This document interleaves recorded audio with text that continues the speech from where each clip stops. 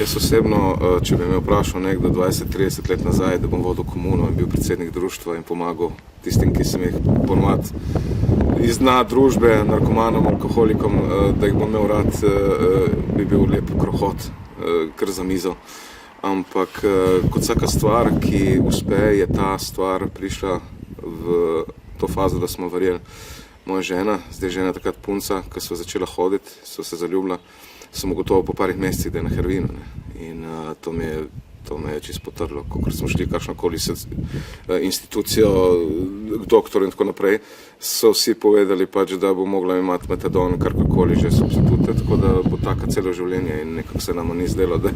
je to namen v našem življenju, treba kaj ustvariti, veš. Tako da je prišlo z te njene uspešne zgodbe, ker sva tudi enostavno začela pač, ko sva se sprehajala po obali z otroci, veš, so njeni kolegi bivši jo prepoznali in videli, da je v redu in sva tako začela pač se ukvarjati z odvisniki in tistimi, ki so res zgubljeni in prostitutkami in vsem tem alkoholikom in smo začeli jim dajati upanje in smo jih pošiljali v krščansko komuno po celi Evropi, dokler ni prišel trenutek, ko smo pa tukaj v Novi vasi odprli, vzeli v najem, to bilo 11 let nazaj in do danes imamo zelo velik uspeh. Več kot 250 fantov je šlo skozi ta program, ni vsem uspelo, ampak tistim, ki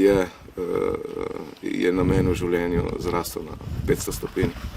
Tako da sem vesel, mislim, da imam najboljšo službo na svetu, no? Ker vidim sadove našega truda in dela.